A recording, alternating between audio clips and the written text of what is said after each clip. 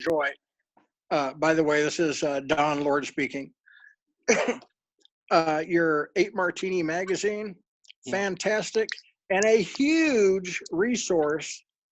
Articles I've read numerous times, and I just want to say thank you personally. Oh, thanks for it. I mean, yeah, it's great to hear because you know, it's literally a one-man team. I do have Colleen who helps me with a bit of editing, but essentially pretty much do it all myself. So, you know, and people don't realize that, you know, for each issue I do with that, it's like a couple of 100 hours of work per issue. So At least. It's nice to get the feedback. So thanks for that. You bet. When's the next one out, Daz? Well, I did put a call out on all the remote viewing boards probably about 6 to 8 weeks ago, asking people to, if they wanted to do one that focused just on remote viewing of Mars and the Moon. And I've got some people send me some sessions. I should put a reminder in. I need more to do a full issue. But yeah, it's going to be. It looks like it's going to be loads of remote viewing just from different people about what they found on Mars and the Moon at the moment. So it should be soon. But you know, with all the stuff we're going through at the moment with the virus and everything, it's probably going to be a bit delayed. Yeah, understandable. What did you get on the Sasquatch target, Daz? I've never personally. I've tasked people to look at Bigfoot, but I've never actually been in all these years. I've never been tasked to look at it myself. No one set that for me. You know, it's one of those ones on my would love to do list, but I can't set my own targets, and I have to wait for someone to set it, and no one ever has. That was a strong target. Me and 2 other people in my group all nailed that target. Have you noticed that some targets are stronger than others? Like it seems like they unfold a lot faster, easier? Well, what I have noticed is, and this is a personal thing, is that if I've ever been to a place or experienced a target in real life, like, for example, the pyramids, and especially the Great Pyramid's really easy for me to do because I've actually been there, I've been inside the Great Pyramid and so on. I find that, yeah, and same with other locations, I find, you know, like Stonehenge and stuff like that, I find that if I've been there, then the target is, because I've got the real memories in my database somewhere in my mind, it is really easy for me to access. And I think it might be the same for other viewers as well, or depending on your day-to-day skills as well, because we all bring that to remote viewing. Like I'm a pretty creative guy, and I can sketch and draw and paint pretty much anything I can put my hands on, you know, at some level. So I find that transfers very well to what I do within remote viewing. And I've seen over the years when I've worked with, like, for example, I would work with an engineer for quite a while and a couple of doctors. I find that the doctors were extremely good at describing the mental, physical state and emotional states of life at targets.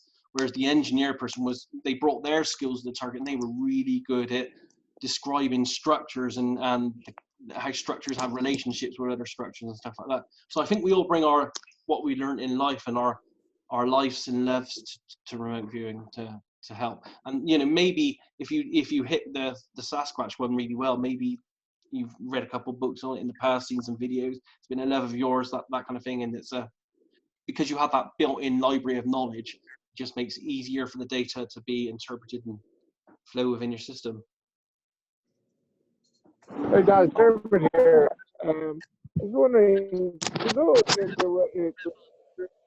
from the Russians, was there a history before the Russians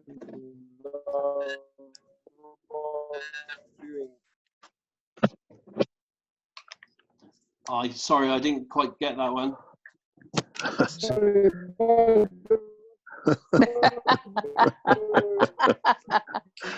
Can anyone else pick that up? It's a clanger. Out of space. It's a clanger. Yeah. Wanted to run it on Frontiers Network. Yeah, I'm sorry. The ARV filter, do you think it exists? The what, sorry?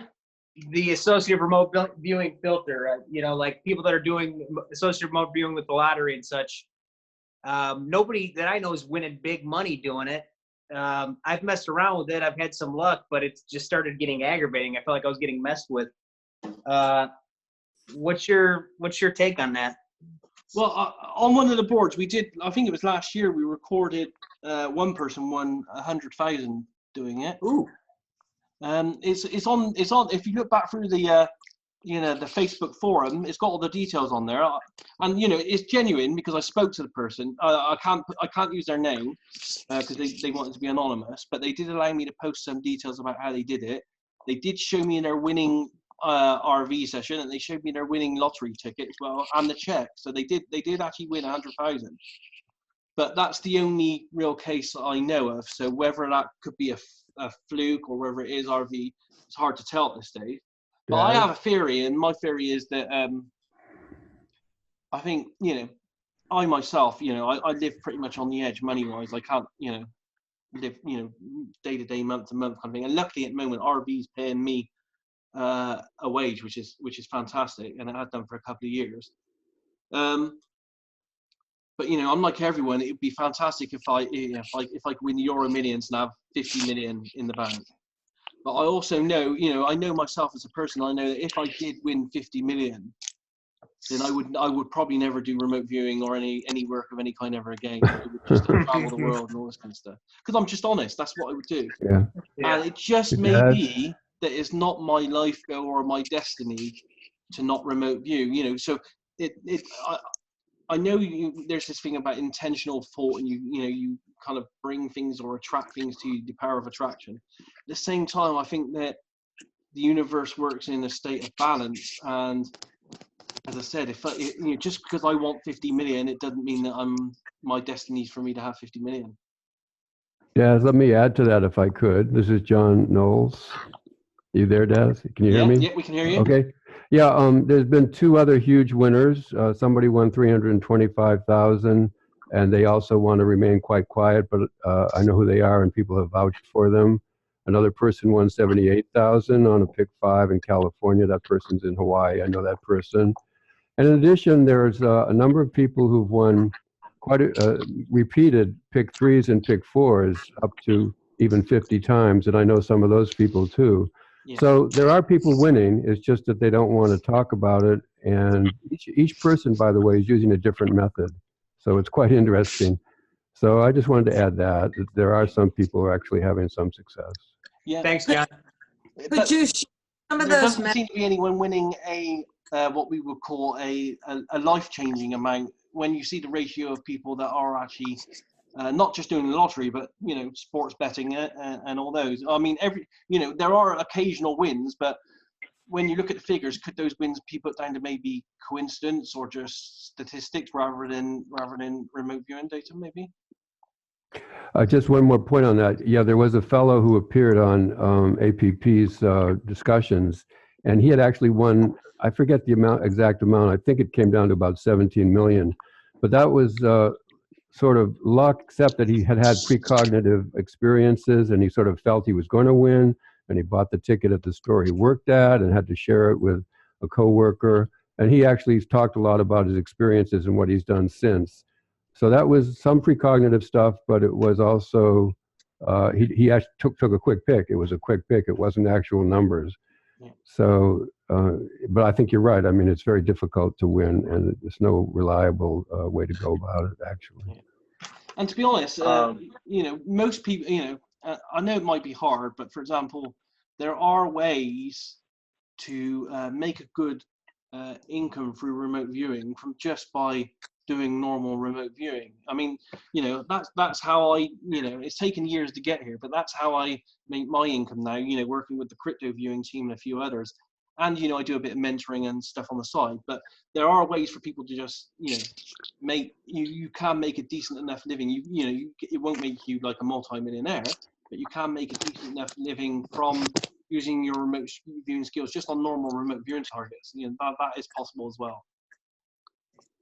Well, I'd like to weigh in just from a non-remote viewer that I made quite a bit of money speculating, 10 years ago. And I was on the right side of the market, but I got greedy and everything. But you know what? When I had all this money, I wanted more money. And then when I lost some money, it didn't really change my life that much. So I've realized that having a lot of money or whatever, you need to look back at your friends, your family, and get by with what you need and not worry about having all this money piled up in bank accounts. Just try to get by. I learned a valuable lesson, I think. I learned I'm not suicidal from giving all that money back. But anyway, that's my take on it. I mean, money would be great. Don't get me wrong. You know, I would love to win a load of money or have a load of money, but this really gets my wife angry because you know, we've just talked about this, and I said to her, if I ever won like the Euro Millions or something, I would give like, you know, if I'd won like 50 million, 30 million's already put aside for a Just have consciousness to receive the information in the first instance. Yeah. No? What's the favorite target you've ever done, Daz? Oh, favorite target. Oh, that's a hard one. Probably the JFK one that's on video. The following him at the point of assassination to an afterlife, because although in my previous life before remote viewing, I was trained in clairvoyance and mediumship and all that kind of stuff. Over the years, my belief in how true that is kind of waned somewhat, because you know, I can get the same information as a remote viewer as a medium can. But to actually see that or feel that in a blind remote viewing session of someone crossing over and meeting people on another side of existence, yeah, that was shortly after my mother passed as well. So that had a dual impact on me. So that's probably the best one to date. Other than some of the alien stuff, although you know, you can't feedback on a lot of that stuff. The Philadelphia experiment, I remember you showed me that one. That was pretty cool. Yeah, I did that. That was probably one of my first ones many years ago, probably 10, 15 years ago. That was an interesting session. And again, it's one of those sessions which I'd like to go back and do now that I've got better skills, but it's nothing that people, you know, someone hasn't set it for me in a good enough manner. Hi, Daz. Hi, Daz. Just a quick question. Have you ever heard of a technique called extension neurosensing? It's some of the West Penry stuff. I don't know if it's bullshit or whatever, but by a guy called A.R. Borden, Life Physics Group. He talks about an advanced form of RV, which they developed, which is supposed to be so much more advanced than anything out there. But I know it could be fiction. I've never heard of it, so. No, I don't think I've come across that at all. Thank you. I see that Mandy's had her hand up for a while. Do you want to, Mandy, Paul, do you want to say something? Hello, everybody. Can you hear me? Yep. Yep. Can you hear me? Yes. Yes. All right. Sorry, Norris. I'm just listening to the conversation. I didn't know you practice mediumship or anything like that from the past. As a medium and a healer myself, practicing for over nearly 20 years now, and doing various studies with remote viewing, which has come into my thoughts recently in the past 2 years, I'd say. Probably a bit more than that before then, but not understanding really what was going on until I located a missing person in the Bali earthquake in 2018. So from that moment, I've been put forward for various methodologies of brain frequencies and such, and in Holland and in America. So a lot of it is working on frequencies and understanding how different states of mind and consciousness is what you're tapping into when you are remote viewing, or like you say, connecting with somebody who's past, always in present. Hence the one in Bali, the time that she was missing when the earthquake struck in Lombok. I did that through psychometry, through a ring that her mother was wearing. And I found where she was, who she was with, and everything else that goes with that.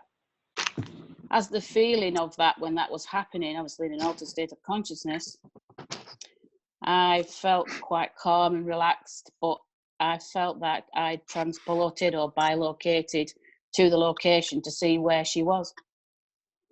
And since then, I've done some work with the Monroe Institute, with brain imaging with Judith Pennington, and in conjunction with my friend Minna, Nielsen. She works in a lab in Finland, and she was at the Monroe Institute in February last year, I think it was. And we did an experiment where she was at the Monroe Institute and I was at home, and we had to describe what either one of us was seeing. So the experiment was that she was thinking what I was looking at and vice versa. She described that being English, I was drinking tea and eating cake and sat in front of reading a book, which obviously it wasn't. I decided to sit in front of a large plant that I have, for distinguishedness, and she didn't get any of that. But for me, I located and described the room to a T, and this is when they invited me to go to work with Joe McGonigal in September last year, which was, to be honest, very intensive, and it was 6 days, but it was 10-hour days intensive, and I felt like I'd been there for 3 weeks. It was a very interesting week, to be honest, even though it felt like 3 weeks, but I learned so much, but so quickly as well, and obviously I had plenty of tasks to do, and obviously working with groups. There were 22 of us in this group, and it was anything I imagined it would be. Even though I'd done the Gateway experience at the Monroe Institute 10 years prior in this country, which is, I'll be honest with you, is a fantastic opportunity if you ever get the chance to do that. They do it online as well at the Monroe Institute, and it really opened the perspective of thought process, hence calling it hemisync, which is bringing both of the hemispheric synchronization of the mind in unison, which really elevated my experiences. So now I am sitting on a regular basis, which I study Buddhism philosophy and such, and sit for half an hour every day in total silence. But on the other factor is going off on the tangent with finding people and finding that I only need just a name from somebody. I found a lady who's a New York Times journalist in New Mexico a couple of years back, and she asked me to find a friend that she'd been trying to get in touch with. She sent her emails, phone calls, you name it. Couldn't get in touch with her. She just gave me a name. The one thing she did say to me is that a particular sister of hers was a famous pianist. I won't go into the names right now because she was Russian. And she asked me to locate her. And to my surprise, I was on the Route 66 heading up to an Indian reservation at the time, if I could locate her. So I get a napkin out of my handbag, and I'm just in that state of mind, and gave her this information. Anyway, gets back home 2 weeks later and gets an email from her. Oh my God, was on the heading. What I'd actually given her was her location, which was in New Jersey, and something about a street called Brown Street, number 38 Brown Street, and that she had a tumor behind her left ear. Anyway, she was in New Jersey. She was on 38 Brown Street, and she actually was recovering from the tumor that removed behind her left ear, and that's why she never replied to any of her messages. So to be honest, that really blew my stack at that point. So since then, I've had people asking me where and what for and such. So if anybody, it's the healing side to that factor, which obviously I do healing as well. So, which I enjoy. It's not just about giving messages to people. The healing's important, and if I can find somebody for anybody, I will. Great, thanks for sharing. You're welcome. Okay, Chris, you've got your hand up. Do you want to ask a question, Chris Newmark? Yeah, thanks. I got one quick one. So, and this might be for everyone in the chat. Does anyone have any experiences or thoughts on synchronicities? And when I say that, I mean like the true ones, like maybe someone's talking and you're reading something and you read the same exact word or maybe even the same phrase at the exact same time. This person in the room or on TV says that. And also, could that be any kind of link to remote viewing? Or I know maybe it's somehow, in a roundabout way it could be, but is there any kind of study on that or any thoughts on that? I mean, I've had synchronicity myself. I just, you know, I'm a bit of a sci-fi buff, so I just see it a bit like in the film The Matrix, when they just say it's like a glitch in the Matrix kind of thing. You know, that's what it feels like to me. I don't know what the importance of them are. I think we all have them at some point or another, but I've read a couple of books on them, but I don't know if there's any kind of theory or scientific study behind why or what happens there. You know, some people say it's like time or dimensions that seem to cross over. I don't know about any of that. It's in time and space, is it not? Anything's possible at this stage until we have, you know, because remote viewing is all about scientific data. Until we have scientific data, I have to include everything as part of the possible answer. But yeah, I don't know too much on it, to be honest. Anyone else have anything on synchronicities for Chris? Does Paul here? How are you doing? How are you? Yeah, not too bad. Surviving, which is good nowadays. Yeah, same up here in Belfast. There is Chris, have a look online and do a search for Dean Radin, and look for a video that's called Dean Radin Synchronicity. He tells a story, an amazing story about he and a number of colleagues set up a lab, and they wanted to set up a psi lab to study psychic behavior, psychic functioning, and how they were looking for a potential investor, client, and a lab that they could use because they were doing it from scratch. It's an incredible story about how they set themselves up in a small office park in California, and quite entirely by accident stroke synchronicity, it turned out that the building next door to them, which had no idea what it was, turned out to be the only psi lab of the quality that they wanted in North America. And see his reaction to it, and his explanation of his understanding of what synchronicity is. And you know, because this other guy in the other lab was literally doing a meditation to bring Dean Radin into his life, to be part of a board that he wanted to set up. So it's quite an incredible story. It's on YouTube. It's about 12-14 minutes long, but it's well worth watching. Dean Radin, R-A-D-I-N, and it's just called Synchronicity. Wrote it down. Thank you. Okay, let me just read some of these chat questions a minute. Okay, who's this? Hi to everyone that said hi. Aveline Jewel says, when times are stressful, is there anything extra you do in order to start a session?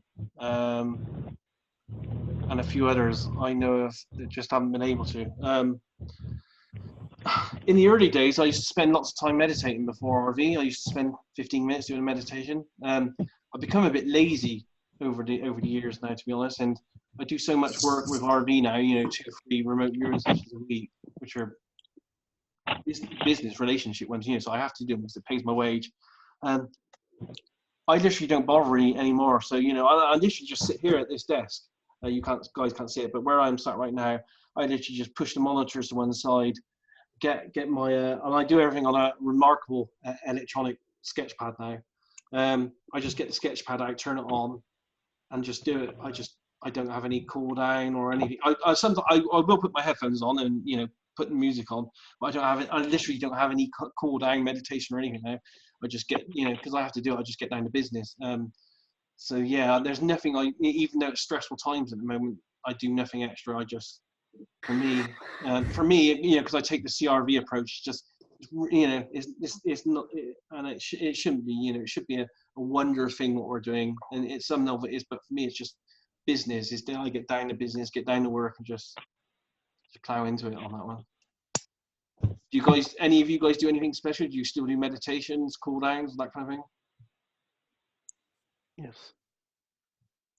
Oh, I'm sorry. Go ahead. Who was it? Okay, I'm doing a new thing that I picked up from training with Pam Coronado, where she really emphasizes setting your intention. So I've noticed here during the coronavirus thing, I've had a kind of a hard time getting into session. So I've actually been like writing out a full statement of intention. One of them saying, literally saying, take your attention off of everything peripheral, intending to, you know, fulfill the client and the tasker. So by taking that, it's like maybe 5 minutes to write out a page of every single thing that I want to achieve. That really has helped me. Yeah. And to be honest, you know, as I said, because I'm doing loads of paid for work at the moment, it is really hard to do good remote viewing at the moment because, you know, we I don't know about you guys, but being in lockdown and thinking constantly every day about where this virus is going to go and how many people are going to die and stuff, it's quite noisy. So, you know, you're sat down knowing that you've got to do work for someone and you've got a blind target in front of you, and your first thoughts are, well, this is going to be someone who wants to know about coronavirus, you know. So it's very hard to try to put that to one side and get down to business. Okay, see some more questions here. Yeah, go ahead.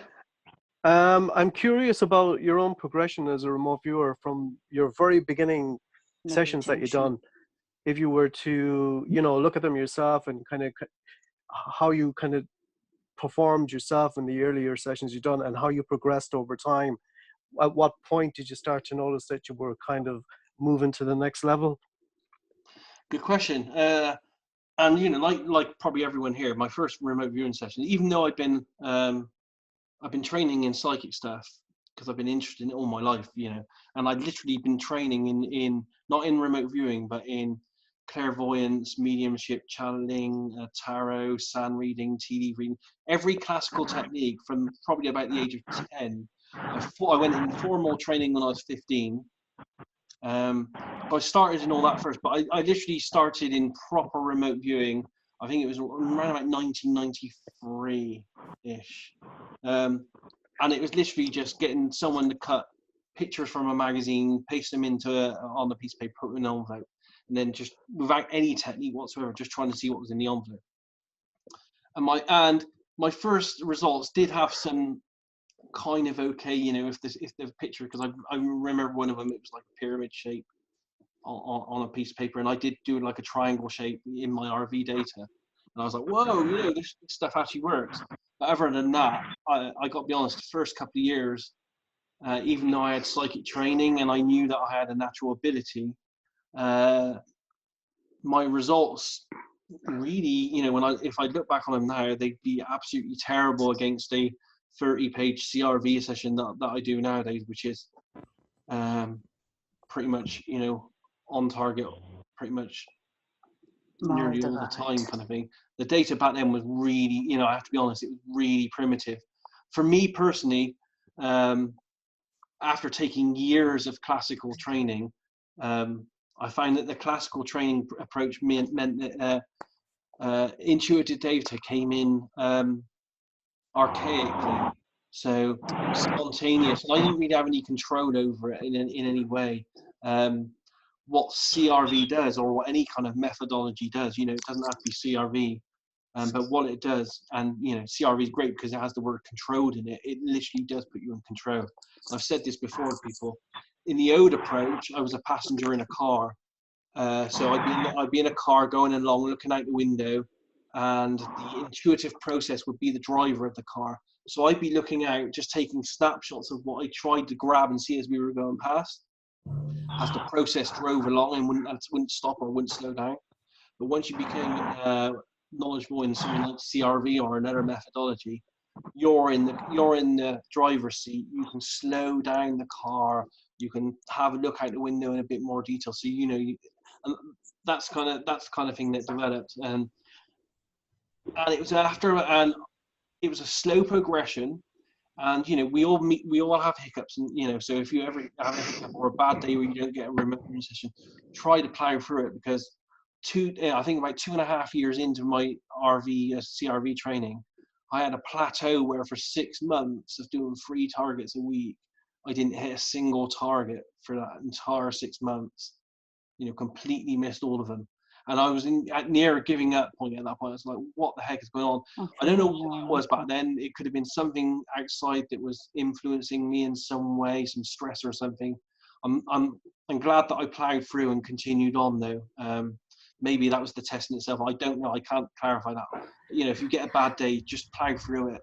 You will get there in the end. And when I really got what I feel was good was the day that, let me step back a bit. When you're a young remote viewer doing remote viewing, you're so keen on getting the data. You do the remote viewing and you're like, you're on the phone or on the email to the person that set your target. Give me the target. I need to have feedback. I need to have it straight away. Because you care that much about it. And then you get the feedback, and you're sat there for ages trying to quantify your data, trying to go look for other sources on the internet for the target to see if the stuff that you had in your session wasn't missed in the feedback image. You really care about what you're doing. I found that the day that I got to, and it was about 5 years in, something happened, something switched within me, and it was a stage of, I don't really care anymore if I hit the target. I really do not care. Once I got that stage of I do not care anymore, I think that's when remote viewing got really good for me. It was almost like that was a trigger for me to, I don't know, it just moved on, and it enhanced me in another level. So when you get to the stage of, not really wanting it so much that it affects your data, I think that's a good point to get to, yeah. And it comes to trust as well. I'm at a stage now where I have been for years, when I reach that 5-year stage where you kind of have to trust everything that comes through and not try to question it. Even if it's a word that you've never had before and you're writing it down thinking, what the hell does this mean? Just try not to question it, try not to think about it, just report it and move on. And it's having full trust in everything that comes through you, no matter how crazy it looks, how crazy it looks on paper, whatever the words. It's the trust thing. Once you get to that stage, I think that's when, the trust and letting go if you're right or wrong.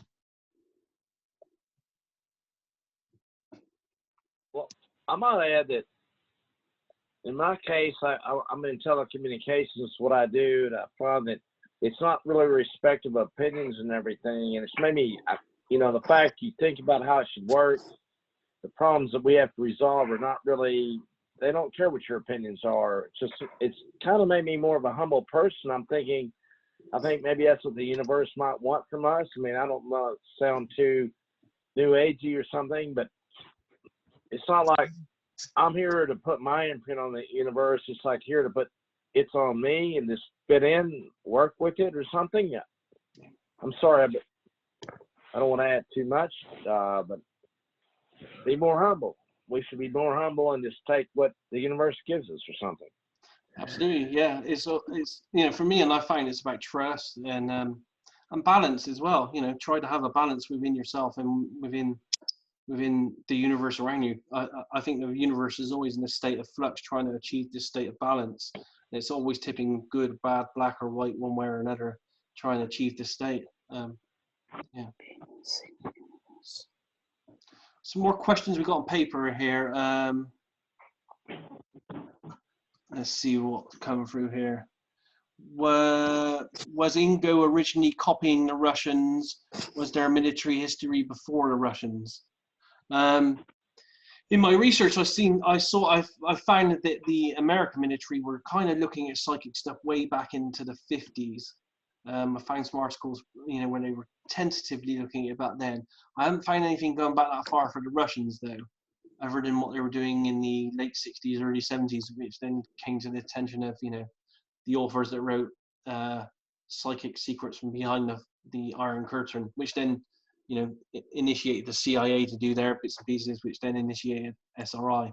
So I haven't been aware of anything else. I don't think Ingo, and looking from Ingo's writings in his papers, and I think Russell's got access to these as well, and a few other people. If you go to the University of West Georgia, you can have a look at Ingo's papers.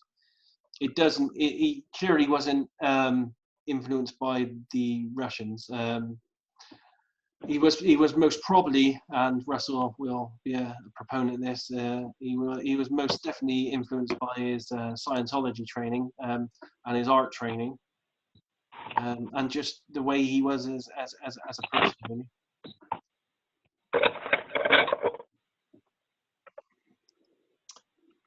What else here?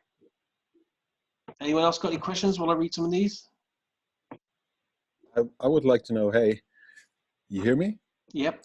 Yeah, hi. I would like to know if you think if there's something better than remote viewing that they use right now. And I also heard that there's a patent of a machine that they're using or could be using to improve remote viewing skills. Have you heard of that? I haven't personally heard of anything, and believe me, I've looked and I've asked questions and I've asked if they were still doing, if there's secret programs going on. Can't find any evidence of that anywhere. It would surprise me if there wasn't, but I would say if someone was doing something now, it would be done differently. And I can't prove this, but I would have thought it would be like what they're doing with the UFO program, where they're kind of farming out to private contractors who aren't under the umbrella of the military or intelligence in some way, but they're kind of consultants. So then by doing it that way, it can be more black, and it doesn't have to report to people higher up because it's it's consultant based, not under their own wings and auspices. But again, I can't see any evidence of this. And all the top researchers from the Stargate program, including people like Joe McMoneagle and all the scientists, still state and claim to this day, and I can't see any evidence that they're doing contrary to it, that they're not doing any work for and I couldn't believe you'd set up a whole new program without having all that capability and all that knowledge and not using it. So I don't think there's anything going. Didn't Courtney say in one of his interviews that they were doing some, well, he heard that they were doing some mind neural interface, which sort of was taking it a bit forward. It was one of his I think we were maybe with Kerry or something. Courtney was discussing it. Kerry Cassidy or whatever. I respect Courtney greatly, and we've done some great work together. But we did used to clash quite a lot behind the scenes on how to do things, how to say things, and what's actually going on and stuff. So it comes down to belief systems in the end, and I don't believe some of the stuff that Courtney believes at this stage.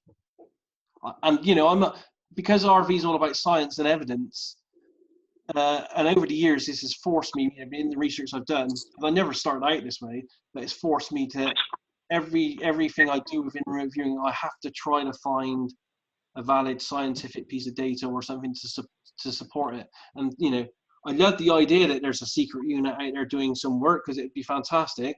I just can't find anywhere anything to validate that, which is what I need really.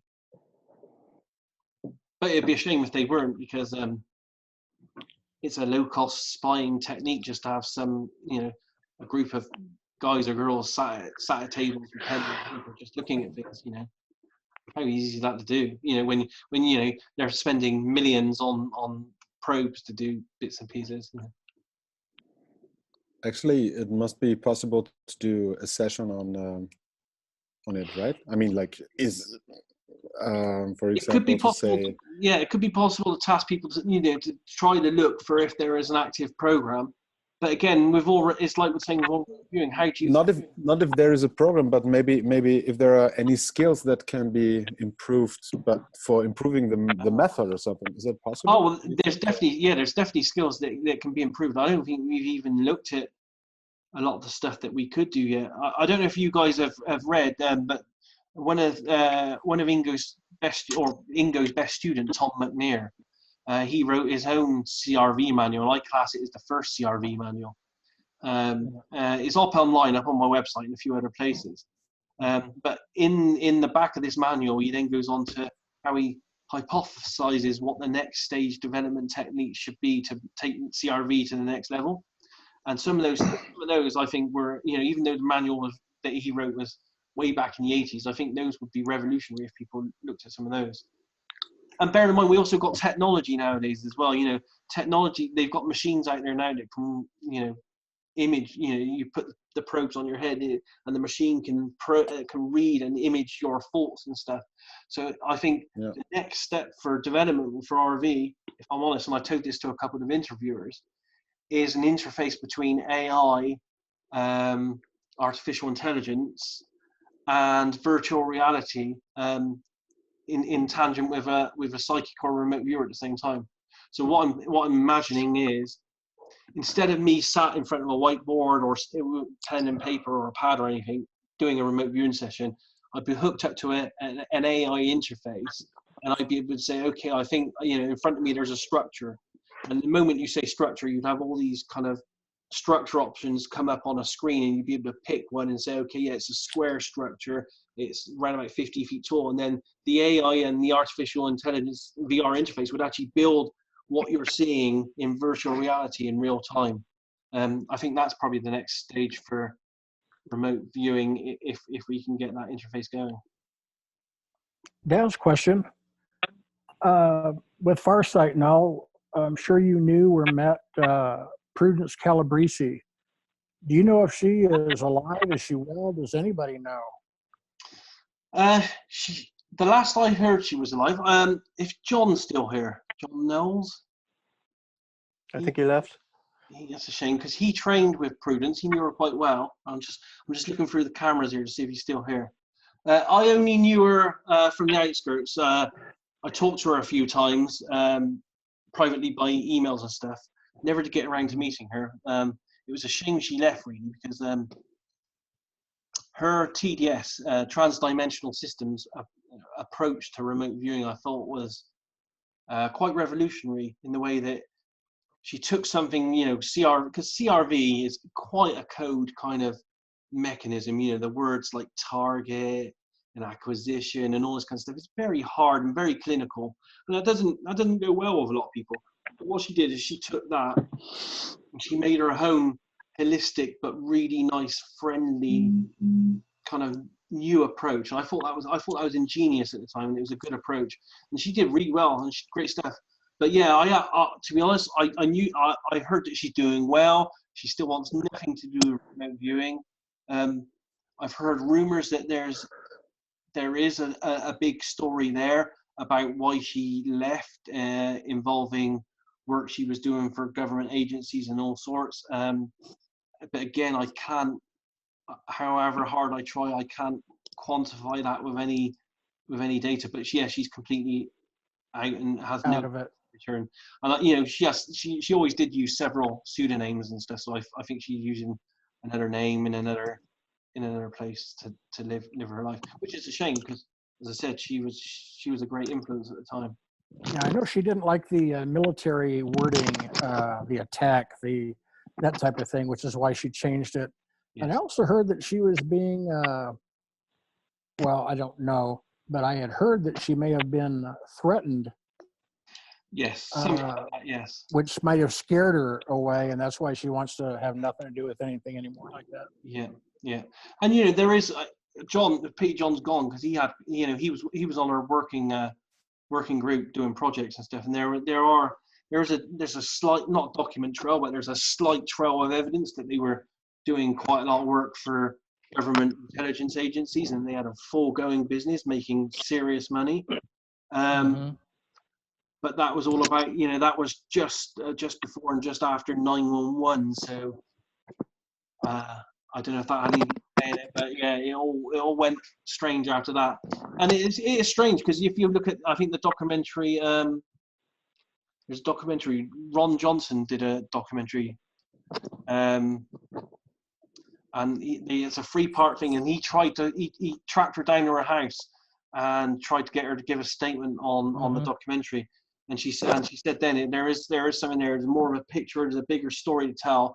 And if I ever tell it, you'll be one of the first people I tell it to. But that was like a decade ago, and nothing since. So I think she has gone from the circuit. But if anyone wants to look at her stuff, the RV the method she did is on my website, and on YouTube you can see a 6 or 7-part remote viewing series she did, where she actually teaches people how to use her technique, and uses examples and stuff. That's a really good set of videos, and I think last I saw that was available on YouTube.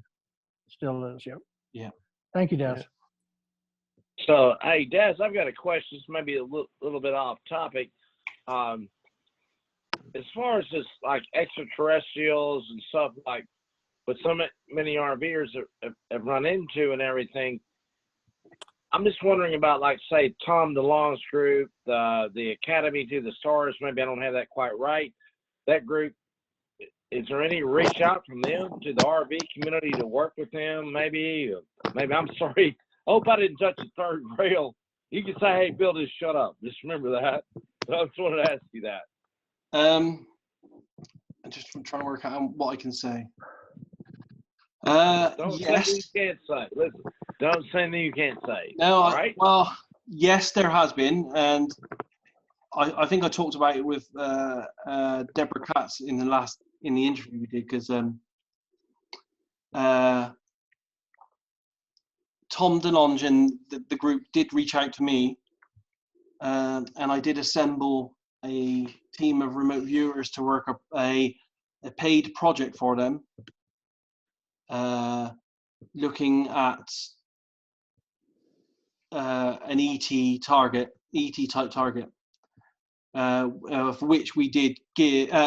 Everyone worked blind. So the moment he reached out to me, I then said, "Whoa, don't tell me anything." I assigned a project manager, and then the project manager took over from it, so that all the remote viewers and myself was then kept blind on it. Although I can't claim that I was 100% blind on the entire project, because I knew who the client was. But I think 12 remote viewers did work paid for by TTS on a project, and I've seen that. I've got the data. All the data across all 12 remote viewers is it all overlaps and gels together. So it's all they're all looking and saying the same thing, which seems to indicate and be a good hit for what the target, the ET target would be that they wanted data on.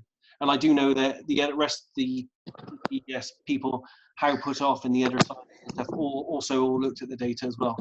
Pretty much all I can tell you on it, really.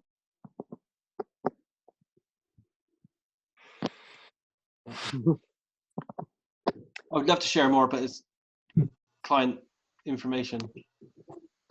Right, if it's proprietary, you can't really talk about that. Thank you. Yeah. What can I say about it? I can say, yeah, it was an ET target, but a future-based target. So they wanted us to look at something that would happen in the future with an ET target, and they were happy. They were happy enough to pay them remote viewers for the work. That's somewhat unexpected, because I would have thought it would have been the big public presented targets from the Nimitz and those things. I would have thought it would have been that, but if it's something in the future, okay, that's interesting. Yeah. Thank you. Yeah, it's really hard because, and you guys may have encountered this, or you may encounter it as you go along. You get clients come to you and they say, what I really want you to do is I really want you to work on a target or do this. And you literally have to go through stages of trying to educate them on what you can and can't do with remote viewing, how best to set targets and to get the best results. And even though you go through the stages of sitting down with them and saying, okay, this is how to do a target, I literally, and I don't want to make this sound as though I'm criticizing, but, even with like Tom DeLonge, I was there on a Skype call with him and I was like trying to teach him how to do targets, what would be the best targets, how to set a target. But then when it comes to him actually setting the targets for us to look at, it was done in not an optimal way. Getting late, Mandy? It is getting late. I've been baking this evening, so I've been a busy bee. May I ask you another thing, Des? Would you use your remote viewing skills to meet aliens in person? Oh, I haven't so far. I'm not saying I wouldn't. I find the whole thing of doing that, though, a little bit scary because. Or do you think it's dangerous? I mean, I think it's very dangerous. I mean, before I got into remote viewing, from the age of 16 to the age of, well, all my life really, but anyway, from the age of 16 to when was it? So that was 86. From 1986 to 2005, I was a really hardcore UFO investigator. Once I get involved in something, I just go for it. And at one point, I literally had every piece of public UFO video on footage. I had 456-hour videotapes of every piece of footage from 1947 to 2005.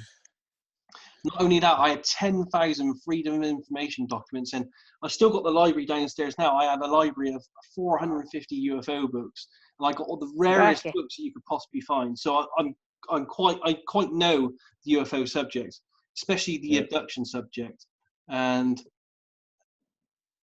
it's not a black or white situation. I don't know, sharing the screen there. Don't know what that is.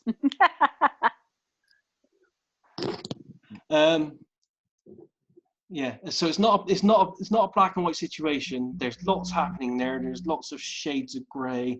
There seems to be some contact. I don't even want to call them aliens or ETs because some of this what's happening is not even physical. There seems to be some entities or some life forms, some presences that do have a good agenda or do want a hands-off approach. So they're just like studying us.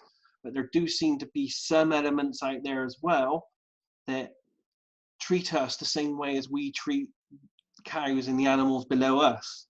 So we would think nothing about experimenting on a monkey to see if shampoo burnt its eyes, kind of thing, in a treatment for a thing. And I think there are some life forms out there that see us along a similar vein. They don't think there's anything wrong in abducting us through the generations of a family and then experimenting on us to see if certain things are happening over the decades and stuff. So I think that there is some good and bad aspects. So anyone that does have contact has to be a little bit wary and careful, I think. Have you looked have you looked into Stephen Greer's contact method? I've seen him do it. I don't know if it's valid or not. It's like everything, it needs experimentation. I don't know the method of him, but isn't it possible to avoid this contact with the bad guys in the queue? If you say contact somebody who is in a goodwill with me or something like this, I don't know. The problem is, and it's not just remote viewing, it's everything you do psychically, is there are no limitations. And once you're out, once there is a part of you that's out there doing things in the universe can come, the universe can come to you and find you and see you. We're not separate from everything around us. All the possible dead people, ghosts, aliens, life forms, all this kind of stuff. It's everywhere, all around us. We're a part of everything. There is no separation between any of this. Hey, Daz, may I jump in with an opinion? Your name's Amadeus? Yeah. Okay, hi, I'm Russell. I do a ton of work, like tangible work in this field routinely, and I will support Daz 100%. It is dangerous. If you want to do it, there's absolutely no reason that you would use remote viewing or CRV. You can literally sit and intend it, much like the CE5 protocol. So I've worked with two high-level professional remote viewers who had, how shall I say, bad contacts. Incidentally, that, and I saw a question in chat, and this might kind of answer that, where some things got set in motion in their life that were not of the positive sort. Now, and Daz makes another good point where it doesn't mean that because you're putting your intention out there to connect with something, you're connecting with something out there. There could be something in your room or around your house or just aware of a psychic presence, such as a remote viewer, that can contact you right in your room and you wouldn't know if it was on the quote unquote end of a signal line or what have you. Yeah. So I'm also known to be a little bit too stern on this topic, but I've literally with my own eyes seen some very unpleasant consequences. I was extremely disappointed to see remote viewing being lumped in with CE5, and then a couple of other tendencies where certain instructors are going towards wanting to teach people how to use remote viewing to contact alien. Truly, remote viewing would have nothing to do with it. You could just call them in, so to speak, if you will. So anyways, like I said, I'm a little bit on the heavy side on this topic. If you were highly, highly experienced and trained and knew their deceptive qualities and were willing to communicate under those conditions, that's one thing. But somebody with an open heart and curiosity, thinking that they're benevolent and just wanting to find out more, I couldn't advise against that more strongly. Okay, thank you. So I hope that helped. Yeah, of course, thank you. Russell, Aaron? could you expand on some of those bad things that happened without giving too much details? But what kind of problems might arise, or what are the issues? Who said that? I'm Cedric. Oh, I can't. Where are you? I have no camera, so fortunately. Oh, okay. All right, Sorry. Cedric. I don't know how far Daz wants to go off the rails on this here. Oh, go for it. Share. Okay. Let me think of one where I can do it kind of generically. Okay, first of all, I work in a field basically called clearing. So I work with people on what appears to be, previous biography, memories, unwanted spiritual connections, and a lot of my clients end up recovering memories at some point that involve a negative interaction with ET, like Daz says, an abduction scenario. I had very, very brutal abduction scenarios as a child. It's completely real to me. And one of the reasons I pursued this topic for so many years is, essentially I was a little pissed off about it and wanted to, understand it. Probably the strongest one, and this will just be a matter of whether you trust my word or not, because it's a little bit of a wild story, but there's a couple people here I'm sure would say I don't make stuff up. I had a couple that was having problems at their home, very normal couple. They've never gotten into UFO research. None of this stuff was part of their life, but through word of mouth, they had heard about me from one of my clients, and they came just simply for an evaluation. And so we were talking, and then all of a sudden, the chair I'm sitting in right now shot out from under me like a football punter had kicked it. I flipped back, hit my head, caught my leg on the desk, and the chair broke. And I mean, it was done with such force, like it was like, wow. Now I wasn't scared, I was impressed. I was going, okay. Now the woman screamed and ran. Then her husband looked at me and he said, oh my God. And I'm like, and his face turned red, and he goes, right before that happened, somebody said in my ear, watch this. Okay, that's the most tangible and severe personal experience that I've had. I've had many, many more subtle ones, but in terms of a direct answer to your question and what a story I can make fairly short, that was stunning. And there's, like I said, there's no doubt when that chair came out from under me, I wish I could explain how suddenly and how forcefully it occurred. So that wasn't necessarily specifically an ET incident, but it was something. Like Daz says, maybe, interdimensional, extra dimensional, whatever the various words are. So when I go to do this work with people, if they have something bothering them, outside of their normal awareness, a lot of times it will hit me really hard, say the night before a session or during a session. So it's very certain to me that they don't want us going free, which echoes Ingo's words very clearly he believes it's them that fundamentally interferes with the development of human telepathy. So with that said, it's very real to me, and I would hate to see anybody tamper with it. You know, I mean, Daz has a level of experience where he could probably interact and handle even a negative encounter. But I just don't think most people, are prepared for the type of severity, and in certain cases brutality, very much like Daz says, having to do with maybe just being viewed as an animal. I mean, how do they feel when we just yank them out of a cage or whatever it is and do whatever we do?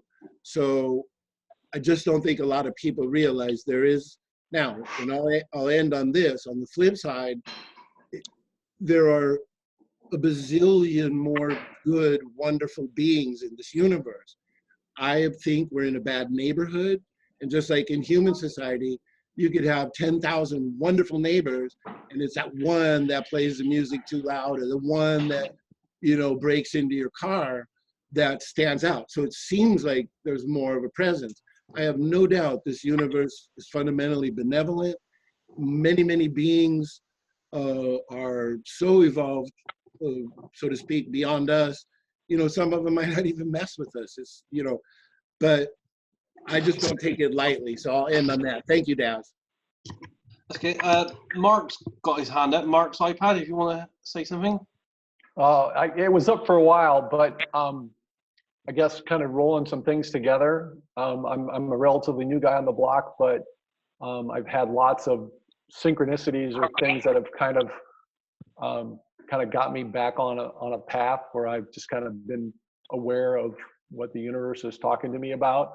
And I've done some coaching in athletics and what have you, and I've watched some of your sessions on Farsight and your interview with Deborah Lenz. And what's interesting is I've noticed you guys are like, I'm not a very good drawer. And really, you probably are good, but it's one of those things where you were mentioning where you just gave up and you didn't care about it anymore, where you just trust the process and you don't have an expectation on the outcome. And one of my coaching mentors said something famously. He says, you get good at what you practice. And so, you were talking about, you did many pages of phase 3 drawings. And so I'm realizing as I'm starting into my my training here, I'm going to put some time into some areas and see if I can get good at what I practice. Yeah, I think they say it's 10,000 hours. I think it is, isn't it, to be an expert in anything? Yeah, that's the ballpark number. I mean, I count myself as being quite lucky, because I've talked to a lot of people interested in remote viewing over the years, and I started reading about psychic stuff when I was 6 years old, because I clearly remember that was the only books I was interested in. But I really did take up proper training when I was 10 years old. I know that sounds ridiculous. And I did formal training in clairvoyance and mediumship and channeling and healing and all that kind of stuff from the age of 15. So by the time I got to 21, I already had a base in all this kind of stuff. And I still have a natural ability anyway, because it comes down the family line. So I class myself as being quite lucky in regards to the whole remote viewing intuitive thing, because not a lot of people have had that kind of thing. For me, you see, the library in my house literally was all psychic books. We had a big library of psychic books, so it wasn't one of those things that were frowned upon in my house to sit down and read a book on this kind of thing. So I was quite lucky, and I had this grounding beforehand, which allowed me to develop my my remote viewing, I think, a little bit more fast. No, not faster, because it's still taking a long time. What it gave me was a view of both sides of the coin: the archaic, spontaneous psychic approach, and then the more controlled approach. But as I said before, and I say this all the time, out of RV, I could sketch, draw, paint, anything. I was a graffiti artist for years. I've been a graphic designer all my life. I could pick up any medium and do anything. But the first 4 or 5 years in remote viewing, terrible sketches, absolutely awful. I had to really force myself to, and I couldn't understand it. I was like, well, I can draw outside of RV. Why can't I draw inside of RV? It just perplexed me. But it was all about practice, and it's the mantra that comes with CRV, which is practice, practice, practice, and yeah, 10,000 hours. That's what you need. And even today, 24 years from now, 24 years in now, still doing loads of RV sessions, mainly on the tablet now. The tablet is absolutely amazing. If any of you want to move in that direction. And every day, every time I do an RV session, I always learn something new each time. It still amazes me to this day after 20 odd years. I'm still learning, and I guess I will till I die with this. And I think you guys will as well. It's not one of those things that you get to a level and it's like, okay, I'm a black belt now. I know it all. It's always a journey. Yeah, that sounds a lot like Jeff Beck. Yes, for me it's akin to I've always been interested in martial arts as well. I trained in Tai Chi, I trained in Qigong. I am back on doing Tai Chi again now, but I also got to black belt level in full contact karate, and it's like doing that really with the repetition. For the first 1,000 punches, you're just not that good, and until it becomes muscle memory, that's when it starts to take effect. And it's the same with remote viewing, specifically if you follow a method approach like CRV or one of the alternatives. It all comes down to eventual muscle memory. Yeah. Go ahead. If you want to... Can you hear me, Des? Yeah. Yep. This question is going towards the work you're doing presently with the crypto viewing. Yeah. You're doing a lot of forecasting and predictive work. I see that Dick Agar has gone into hiding, and Edward's picked up quite a bit of interesting stuff over the last couple of years in his sessions regarding this virus. What's your own take on the virus, and what would be you think the fallout or implications after this has run its course? Okay. Well, as you know, we've been doing crypto viewing for a couple of years now, and it's been growing for us. To be honest, I don't know why I joined and where I expected it to go. But I would say for a couple of years, we've been getting data on projects a little bit behind the scene. We haven't put them all out there. And the data has been indicating for a couple of years that we couldn't work out that something was going to happen. Something big was on the horizon, and something globally big. And we just couldn't put our finger on it, but we kept trying to look at set events in the future which we know should happen, and we were looking at them and it was like, well, these events aren't happening. The people aren't there. They're doing something else. They're under some kind of like martial law type situation, and we were like, we don't understand what's happening. This shouldn't be. So we were a bit perplexed by all this. And then a few months ago, someone tasked us to look at the origin of the virus. We did that when I put my session online. I think I don't have access to all the crypto viewing videos, so I don't know what they've put out over what we've done. Because I'm just a paid employee. I just do my work, and this is it. We did the virus ones, and all three of us had. Me, Dick, and Edward had all very similar data that it was a man-made virus, accidentally released, lots of problems. We've done another round since. I'm just trying to work out what I can say on this and what's been out there and put out there. But we've done another series since a few weeks back, probably like 3 weeks back, on what if there would be a lot, and it was based in the US. Because I guess that's where the targeter lived. If there would be a lockdown in the US and what that would look like and what would happen from that in the future. We did that one, and we all have very similar data to what's happening to date, but would probably get a fair bit worse. We also did a round of RV sessions 3 to 4 months ago someone tasked us with looking at what would be the events that would devalue the dollar and make a market change from moving from the dollar to cryptocurrencies. And those sessions were quite telling as well, with a lot of data that seems to have now happened and data that seems to be possibly even worse. And I do believe that Ed, the guy that runs the crypto viewing, is actually putting all that data out in public sometime this next week. I don't know if it's been out there before.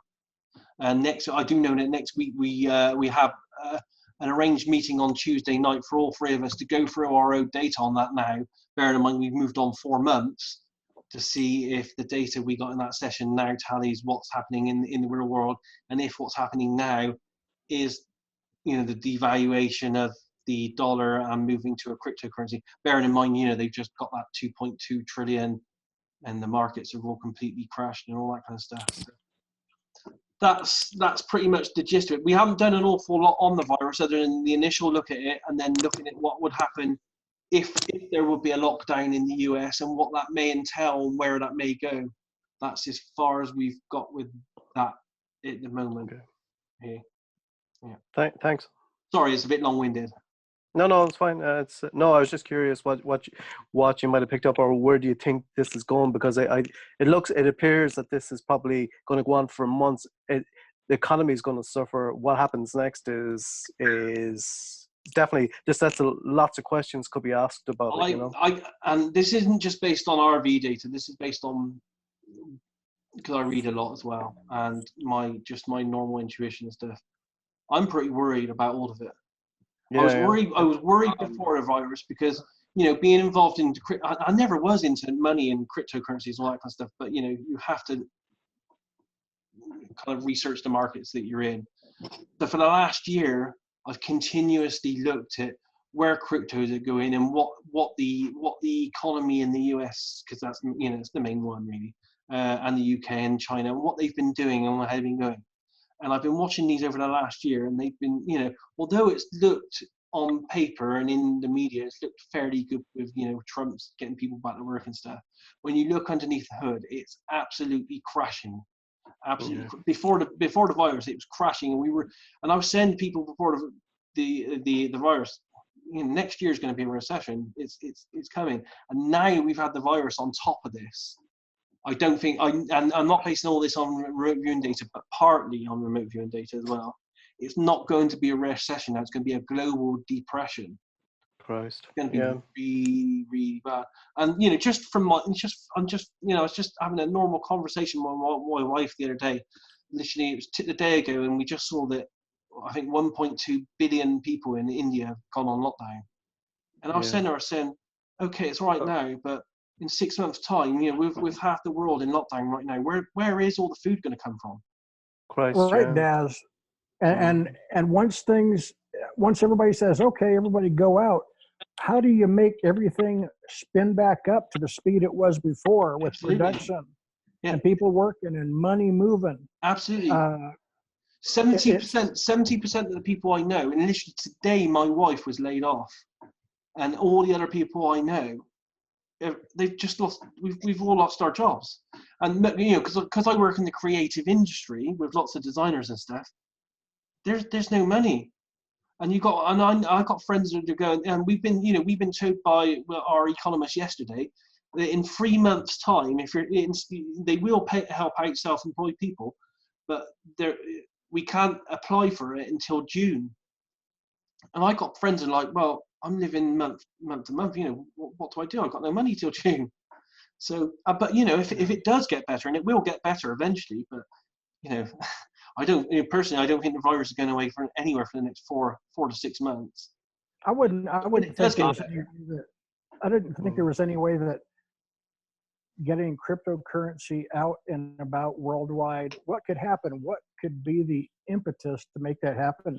And gosh, I think this is, whether it was man-made or what, that this is how it would happen. Yeah. Would you, as just a thinking man, would you say, yeah, if you got a couple of extra coins, make them into Bitcoins or cryptocurrency?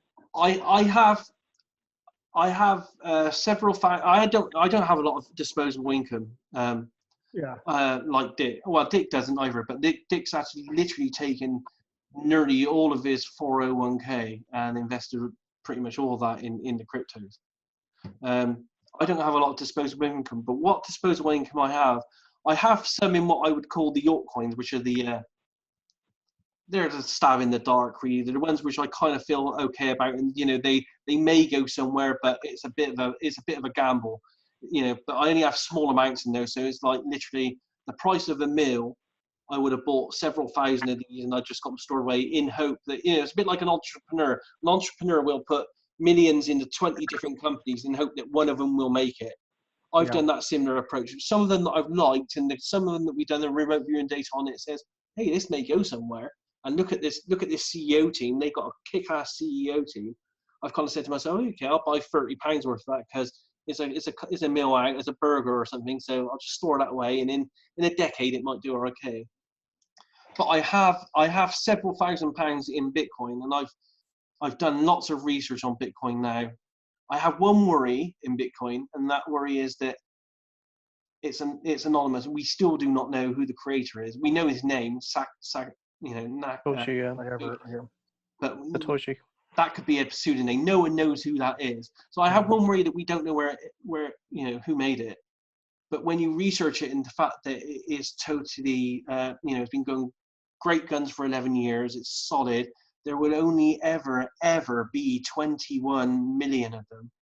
And no country will ever be able to own Bitcoin in any other way. It's always going to be independent. I like that fact.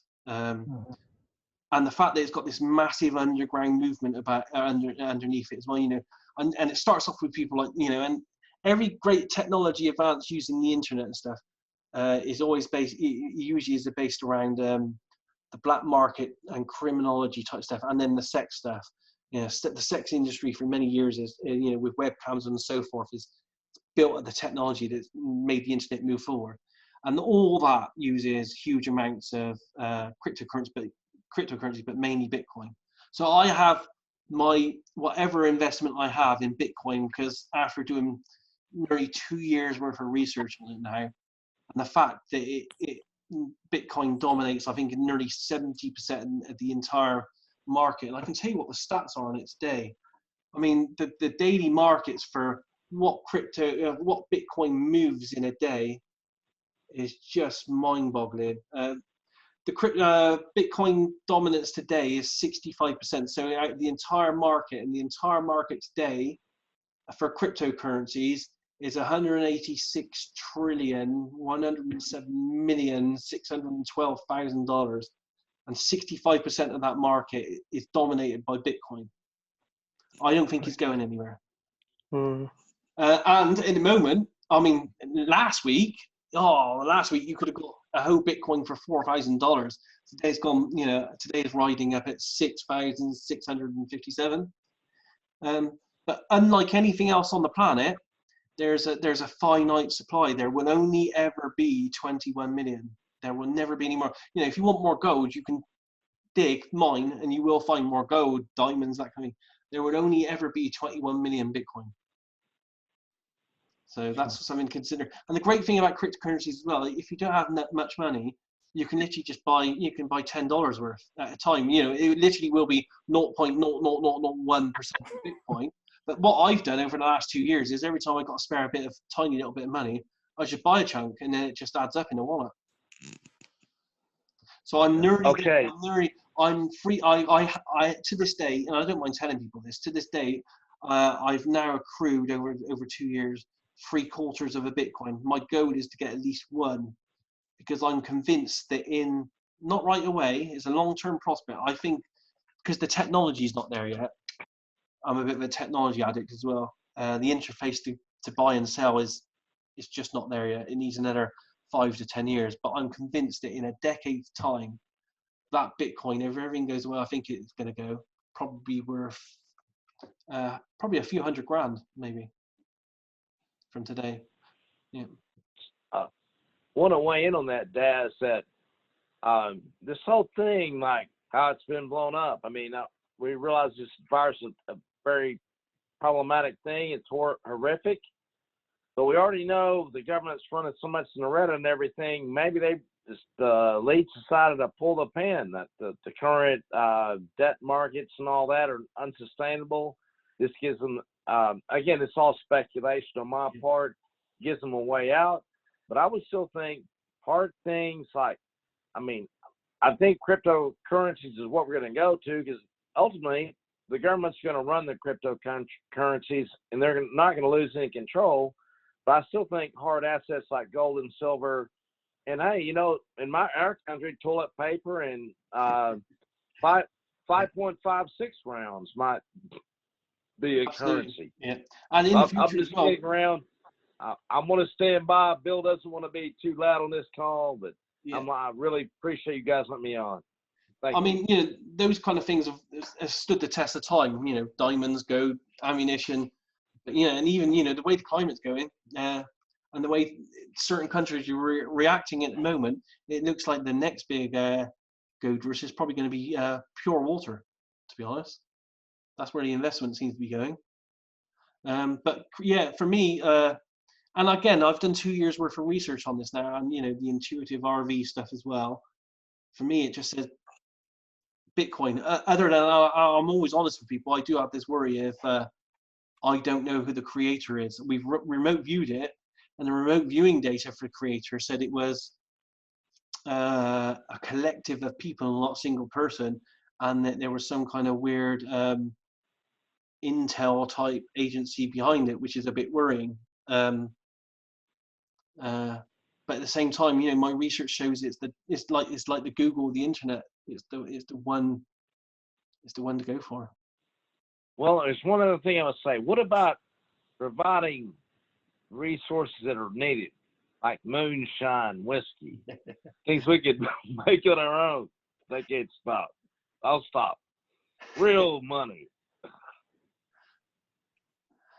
I mean, you know, that's the good thing with what we're doing with remote viewing. Just get a small team of people together, get someone to target you of looking at what's going to be emerging in the future. You know, that's the kind of thing we're looking at.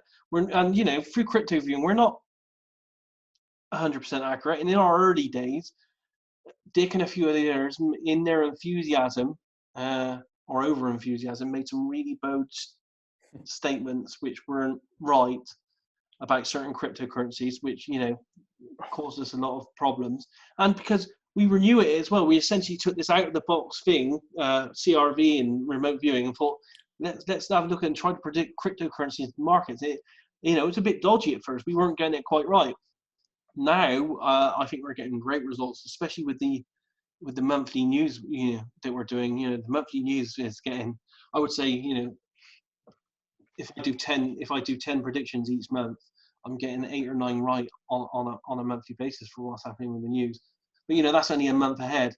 Some of the crypto stuff is very hard to determine because the tasker, again, it's training the tasker to do the job, and the tasker, some of our taskers have tried to get us to look 6 years into the future, and it's just too far ahead. There's just too many options, and it's too volatile a market to be able to predict that far ahead. You know, I think the more accurate data we're getting with crypto viewing is if we keep doing something like a 4-month window. May I ask or say something? I also think that crypto will be the future. I mean, they already do the digital dollar. The ECB in Europe is also preparing on cryptocurrencies. I also have one Bitcoin, luckily. But the thing is, maybe they, and I'm sure it will be digital in the future, the money, but maybe they say, no, you're not allowed to use your Bitcoins. It's possible, but at the moment they haven't been able to outlaw it, and that's the genius thing behind Bitcoin itself. Is you know, and they allegedly created Bitcoin because they saw what happened in the 2008 crash and how the bankers got away with everything. So they developed this genius system of the blockchain and Bitcoin, so that no government would ever be able to control it.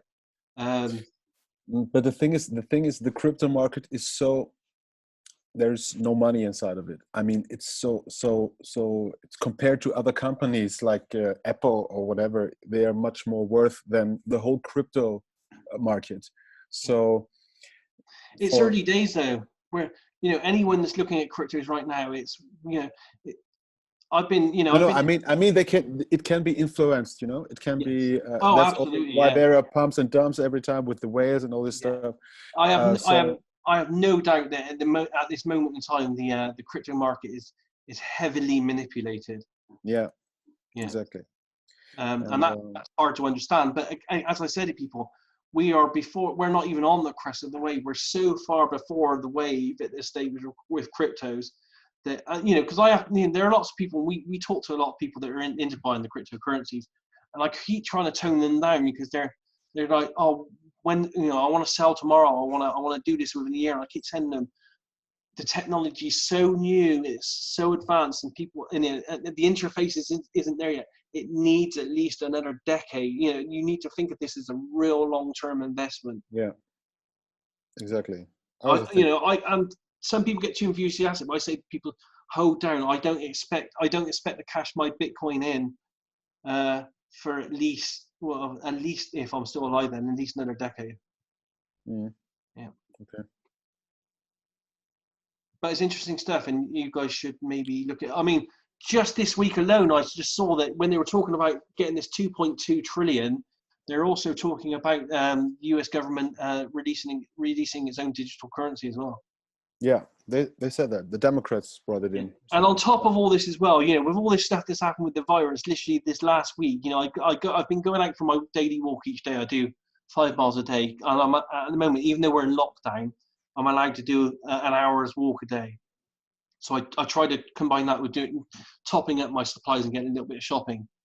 Every single place I've gone to this last week and tried to buy things, they will only accept my card.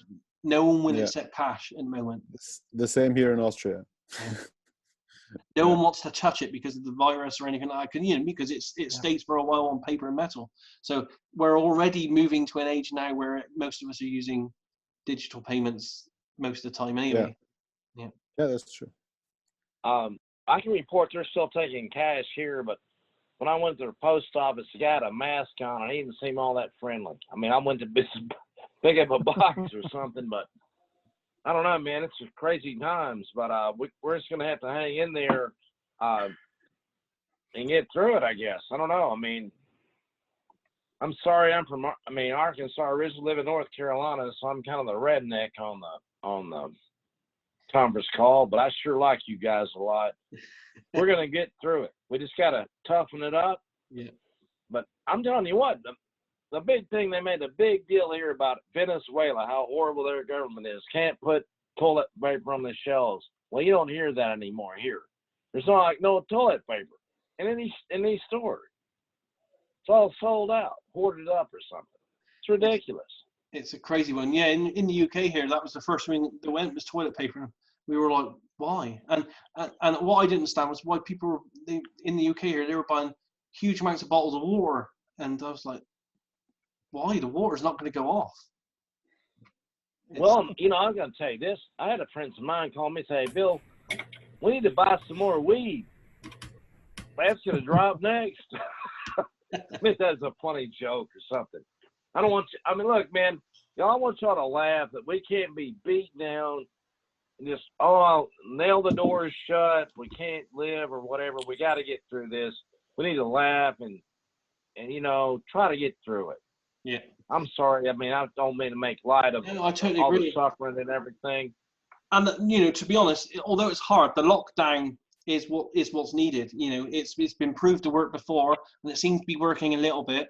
Although today in the UK we had the second day in a row of the biggest amount of deaths. I think we had 151 deaths today in the UK.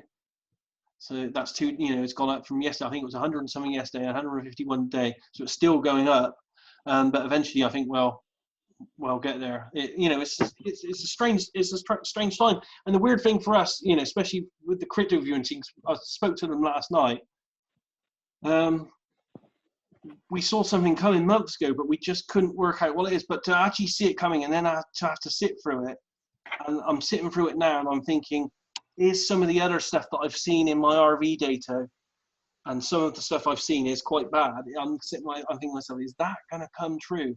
I'm hoping not, because I tend to have a tendency within my RV sessions to over-report what actually happens in real-life events. So I'm hoping that I've over-reported, but it's hard being a remote viewer, because as I said, we've looked at the future, and I was sat there with the 4 lads last night. We were all doing a Zoom meeting like this. We were sat there thinking, "Fuck! Look at what the data says. What do we do with this?" We were totally just wiped out, all of us. And Dick, I got to be honest, Dick's in I can't say where he is. Dick's as you know, he's bugged out. But he's not in a good place at the moment, because he left everything behind. He's in a place now where he knows one person, his wife. So he's got no one to talk to. He's finding it hard to get stuff. He left in such a hurry. He left a lot of paperwork and stuff behind that he's finding it hard to access. Where he is sometimes isn't all that friendly. So it's hard at the moment. But he went there because the data we had for months, and some of the stuff he was getting from he talks to a lot of people who claim to be insiders in the industry and a few other bits and places, and I can't go into these ones. If you've watched the channel, you'll understand it. A lot of what meant to be government insiders, and he was advised to leave. And to be honest, I was advised to leave as well. They were there like, here's a ticket, go with Dick, take your entire family with you, we'll pay for you. I just couldn't do it though, because I had so many family here. I couldn't even look behind. You know what though, Dennis, we can't just pack up and leave. Some people that can move around like that, but that is something to be very solemn. That we know Dick Algar is one stand-up guy, that he's not doing this because on a whim or something. He's really worried about things, and that is something to make us all be concerned. It's concerning, but we gotta. I live here in North Carolina. I'm in the middle of moving. Funny thing, I've got to move out of Raleigh, and I apologize, guys. This wrecked house, it's not really clean and everything, but it's just, we got to move on. My thoughts are, you know what? Something's going to get me sooner or later. If it's going to be this virus, so be it.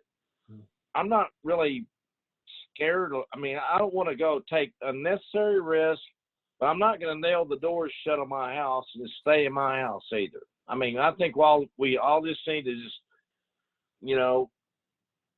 try to get through it. I have a couple of friends that had this virus, and one of them's getting better. Yeah. But I'll tell you what, from reading about it, if you get reinfected from this virus, it's fatal. If you get a secondary infection from it, you're pretty well toast. That's what I've read. For me, I'm not too worried. I'm not too worried about the virus. The virus is bad. I'm not. I can protect myself from that by not going out. What I'm more concerned with at the moment is the state of global economics and stuff that's come about from this now. It's quite bad now. There's I have 3 questions, if I may, because you said before I support you at Patreon with crypto viewing, but the sessions that I saw from Ed was because before you said the virus came out it was not on purpose, it was just it came out, you said but the sessions of Ed, it seems like they gave it away, I only really can. I don't like to report on other people's data, so I can only say what mine said. Mine said that it was an accidental. It was man-made, but it was an accidental release. Okay, I see. And the second thing that I wanted to know is your guy Michael, the guy from Europe. Have you ever checked him?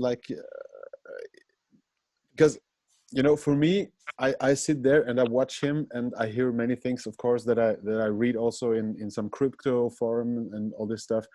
But have you ever checked him? Is he?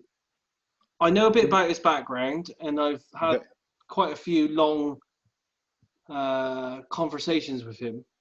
Okay, so it's serious, and but I don't, because I've been into UFOs, secret societies, and all kinds of research along, remote viewing and all this kind of stuff for decades now. A lot of it wasn't new to me. I'd heard a lot of what he was saying before, but I think it's a lot newer to Dick, okay. and I think it's impacted Dick a lot more than it would me, because for me it's just Okay, I like, see. I've seen it and heard it before, kind of thing.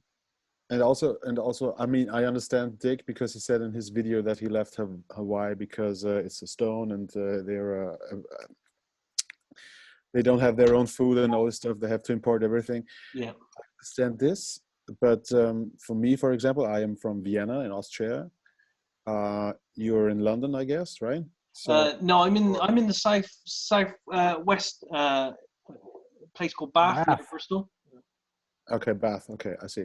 But and the economy collapsing that will maybe happen. Why were you? My English is not that good. Sorry. Why were you asked to leave too? I mean, to flee. Is it so worse in Europe that or anywhere that's will there be a war? Or, I don't know. I mean, I think because the data we were getting indicates that there is or was, I don't know if it still is, a possibility that it could get a whole lot worse, not just from the virus, but the fact of the economics, the lack of food, the lack of everything. Okay. Right. But not like a war situation, or are you not? We had again, and this is data without feedback. So Yeah, I know. We did have some data that indicated that someone might try to take advantage of the situation, but I don't think we had any data outright said there was going to be a war. It was just like the actual social economic effects. I see. Okay. Yeah. Okay, thank you. Yeah. I mean, on the thing I'm that, getting back. Sorry, Cedric, go ahead.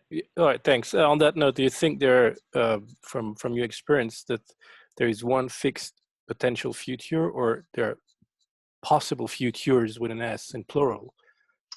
I think possible futures. I mean, the mere act that we, anyone who looks at the future and then puts data out and people gets to see it, I think there's a possibility at that point there you've changed the future, or you affect the future, because people are, maybe acting upon the information you put out. So I think once you look at it and then share what you've put out, it most probably changes the future in some way. Whether that affects big or small, I don't know, and I can't prove that. It's just that seems to be rational to me. What's happening? Yeah. And just because we've had data that said it could get a lot worse, there could be a lot of other stuff happening and stuff.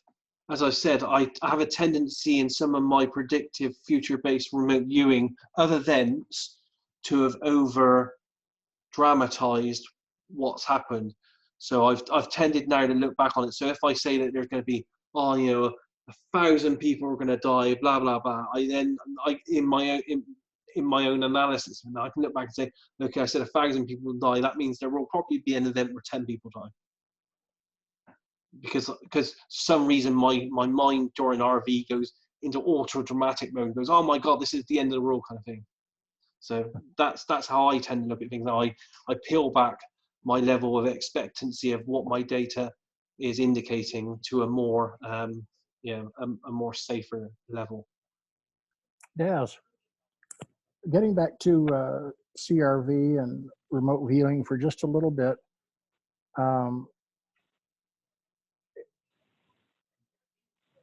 I'm considering the people that were originally in, well, specifically the U.S. government military units that train. There's Chuck Smith, Joe McMoneagle, Lynn Buchanan. They're all getting up to age now. We also have some younger folk, Lori Williams and Angela Smith. and even you, and there's been a legacy of books dropped down, but as the folks, the original trainers die, I haven't seen a whole lot of legacy left that's really in a teachable form, except with Lynn Buchanan. I think he's dictated and trained 1,000 hours or so worth of videos for training. I know he's got his ARV program up, and he's gone through at least the basic CRV that's up and available to train on. What are your thoughts on that? Yeah, it's a good question. I've thought about that myself. You know, we are getting to a stage where all those the original guys are getting older, and you know, will be dying away, I guess. To be honest, I think that as they go, quite a lot will just be lost.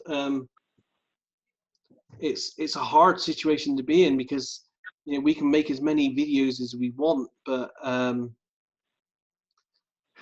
it's very hard. You know, it's not impossible, but it's not the best scenario to learn remote viewing from videos. You know, I would like to say, you know, and I class, even though I have 4 days training with Lee Culver, you know, way back in '96, I would say that I got the 95% of my training kind of just by doing it on the spot from that thereafter. But yeah, and from, you know, asking people like Paul Smith and Lynn Buchanan questions, because I couldn't access the person that trained me for those 4 days.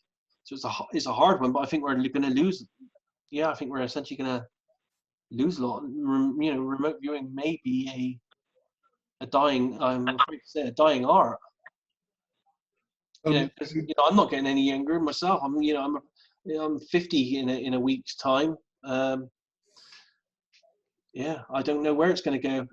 You know, allegedly there are tens of thousands of people trained in remote viewing from all these people. You know, I think David Morehouse and Ed Dames alone claim to have trained 10,000 each. But where are they? You know, where are these people? What are they doing? Right. Can I say something to Don real quick, Daz? Go ahead. Yeah, Russell. So Paul has already created an exit plan from his live instruction. So at a certain point, he'll no longer do basic. Then he'll give those people a chance to catch up to intermediate. Then he'll no longer do intermediate. So there's a lobby of us, of his students, that are really pushing hard to say, how can we carry your tradition forward? So your concern is heartfelt amongst a lot of people. So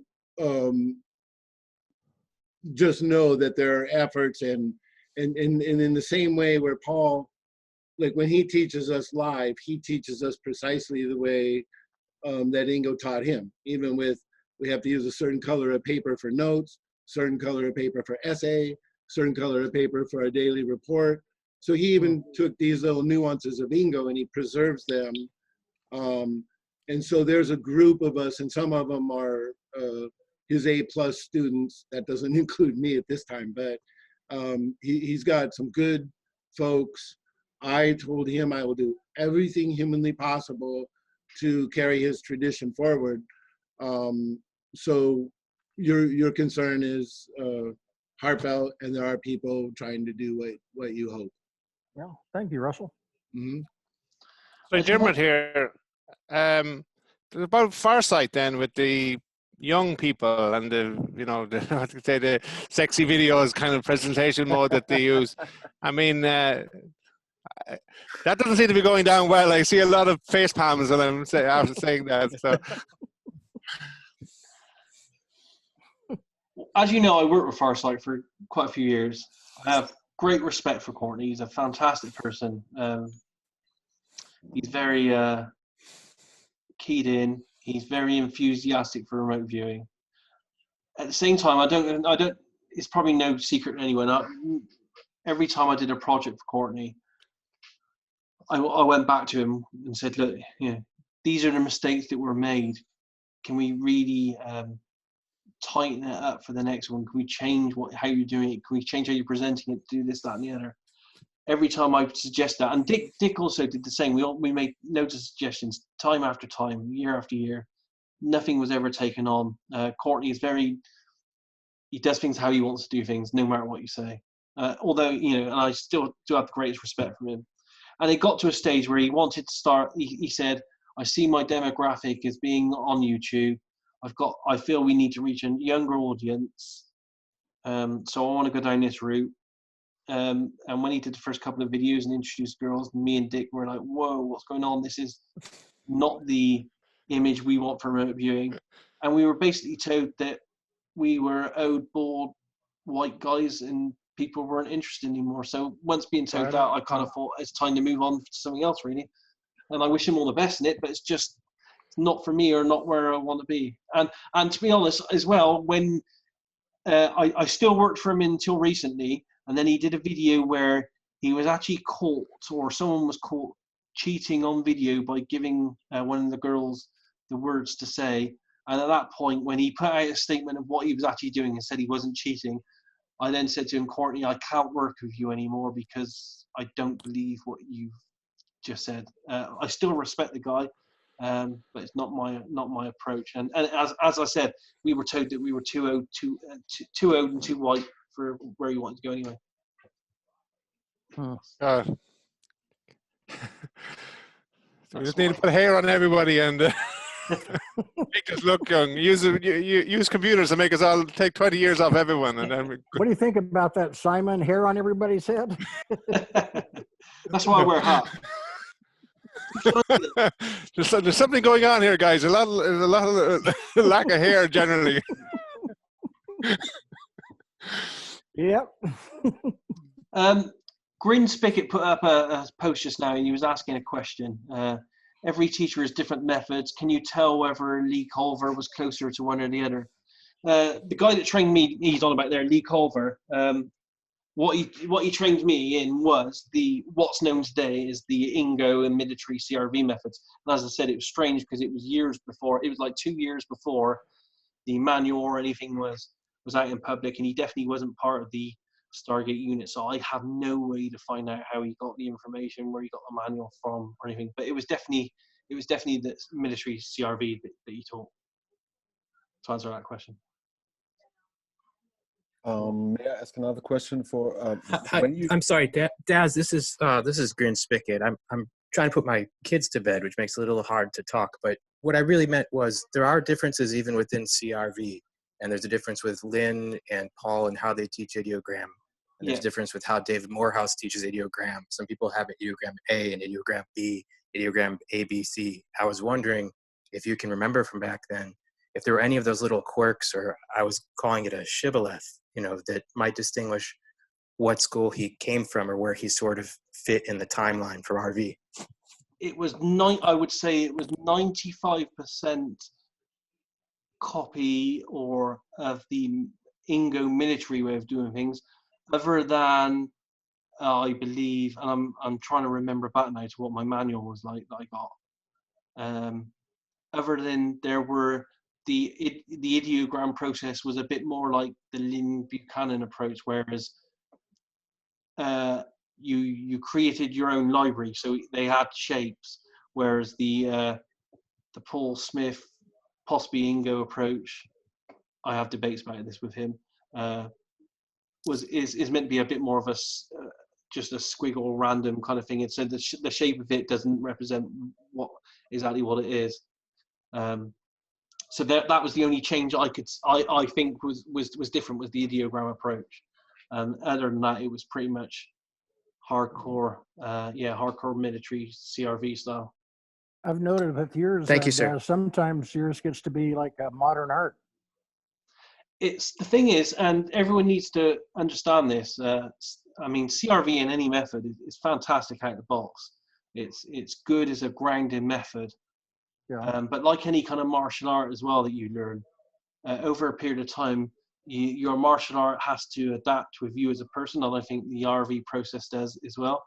My ideograms and stuff were very rigid in the beginning, but now over a period of 2 decades, they kind of changed, and I don't question those changes. I just let the flow happen and don't question the process at all. So yeah, it is adapted. I kind of sometimes my CRV is quite abbreviated now. You know, sometimes I put things in the wrong places, all this kind of stuff.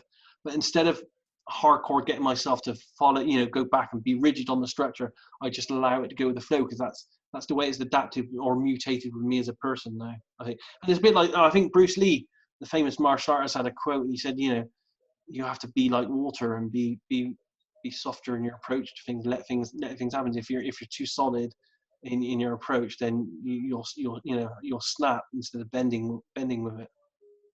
It's a great explanation. Thank you. So I'm at that stage now where I'm starting to practice and learn those ideograms, and I've seen a couple of different presentations. And so if someone was to stop and look at your ideograms and they may interpret it completely differently than what you've actually put on paper. My ideograms, they have changed, but they haven't changed that much. For example, you know, for me, a life form will always look like a stick man. Water will always look wavy. Land will always look like a straight line, and structures will look like squares, or will have right angles and stuff like that. So they have those kind of aspects that have stayed throughout the 20 odd years. But some of them have changed, and sometimes I'll just do a squiggle. Sometimes I'll do a squiggle, and it just be a squiggle, and then it's usually the squiggle, which means space or energy. But the moment I probe it and touch it, it tells me it's something else. And at that point, I allow the probe to override my visual interpretation, because I feel that that's more important. I let the flow happen. I don't question the flow.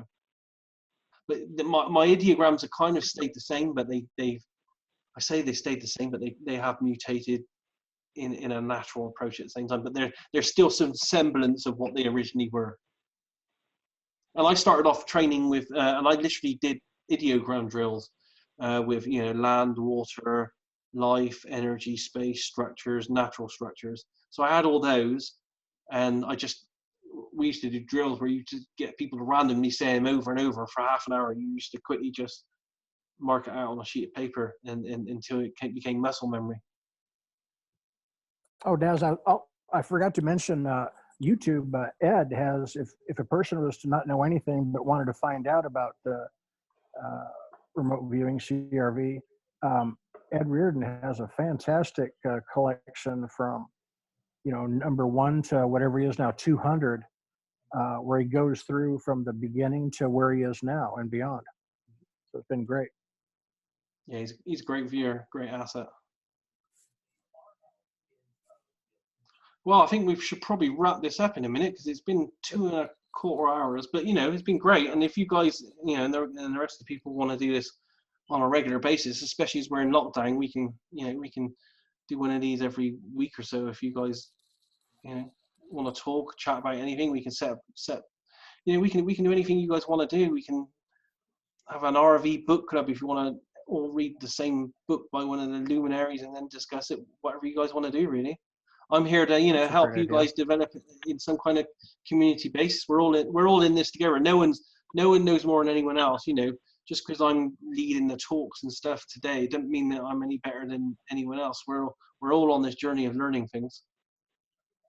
Well, I'll tell you what, Daz, I'm sorry. Namie, go ahead. Sorry, I was just going to ask Daz actually a question. What is a good book for you at the moment? Are you reading? Like, even if you suggest a book for the next time, what could we read? Well, I'm not reading any remote viewing books at the moment. I did recently buy the entire Stargate archives in book form. I don't know if you guys have seen those. Have you guys seen those at all? I got one of them, and it would have cost you a whole Bitcoin to get the whole group. Yeah, I bought the entire set. It cost, I don't know what it cost me, a couple of £100 or something like that, isn't it? It's crazy amount of money, isn't it? At least. But each book is like, yeah, it's like that thick.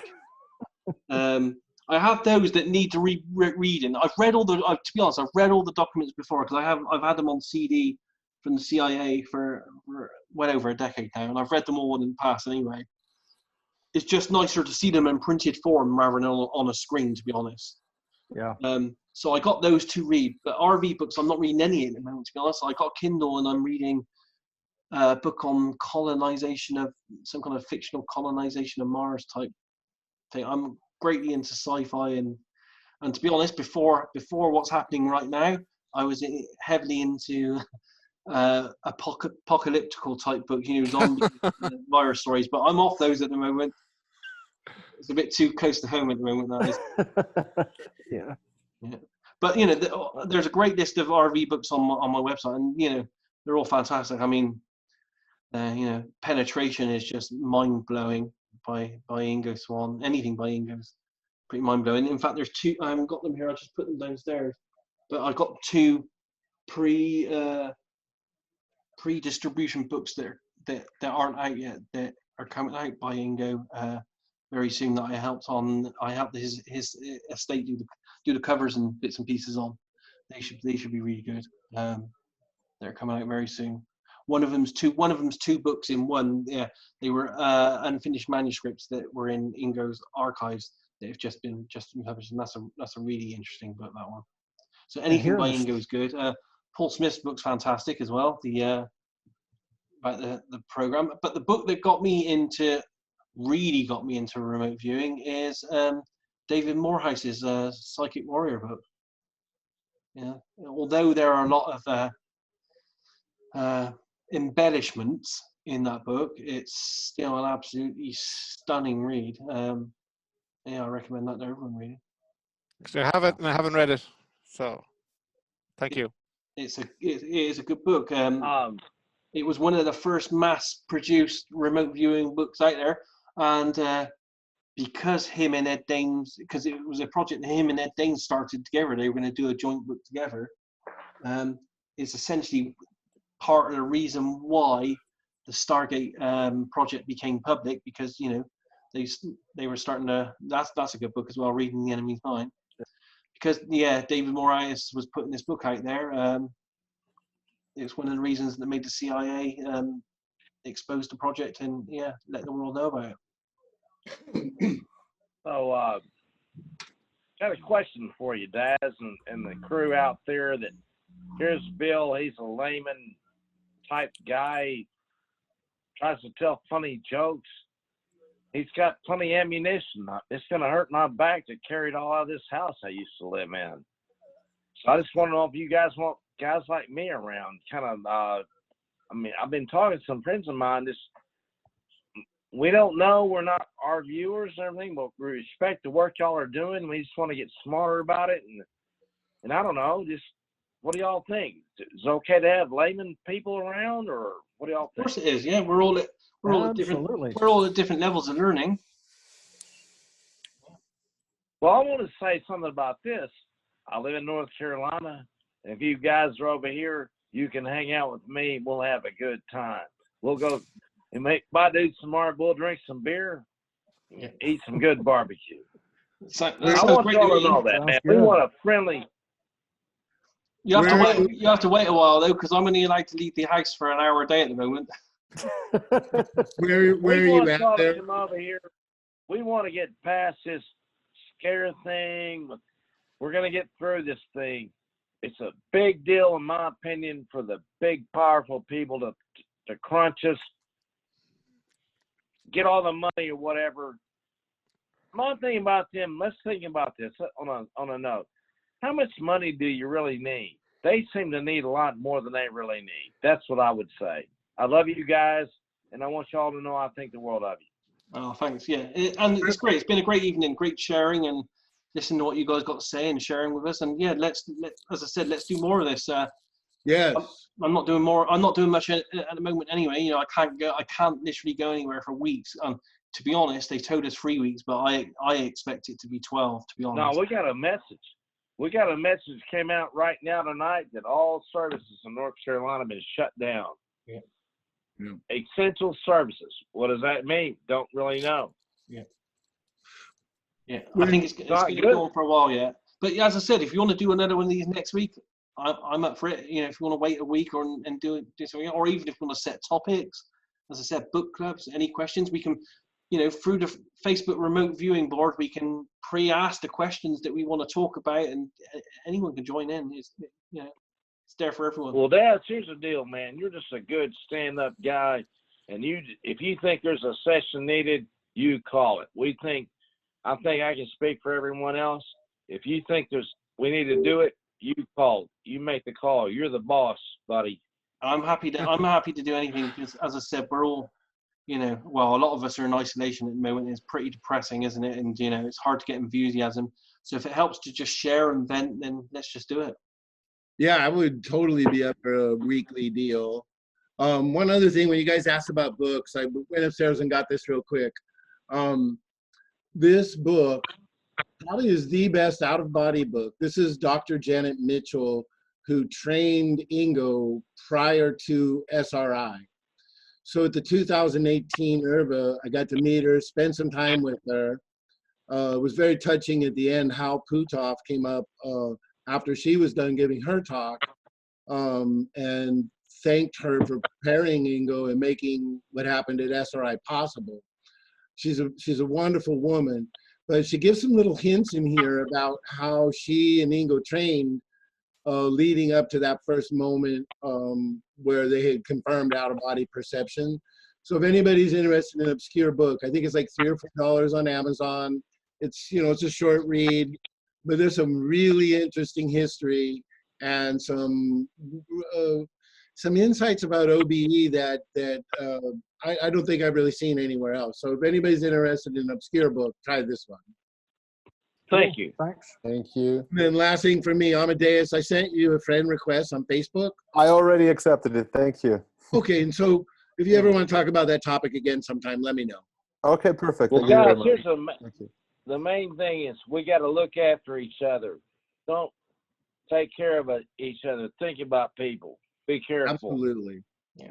Hey, Daz, thank you Love so you much guys. for hosting this. This is like the best afternoon I've had in weeks. As I said, Me too. And guess goal what? is It to took away from me moving on. Yeah, so it was nice to meet the people here I've never met, and I'll look forward to seeing y'all again. Yeah, we'll do it again. And what I'll do is I'll stop this in a couple minutes, but I'll also, once it's finished editing my end here, because it takes a while to you know, get this 2-hour video put onto my computer now, I'll put a link up as well, so you know, people can access what we talked about. Awesome. Thank you. Daz, you rock, buddy. You lead. Nice to meet you man. all. Thank you. Anyway, I'm gonna stop this now then. So you guys have a good weekend, okay? And take care of yourself. All right. Thank you. I got to get back to All of you. lifting up Bye. boxes. Take care and God bless, guys. Bye. Yeah, take care, guys, and we'll do this again soon. All right. Thank See you you. soon. Bye. Thank you, Daz. Bye-bye. Thanks. Bye. Bye.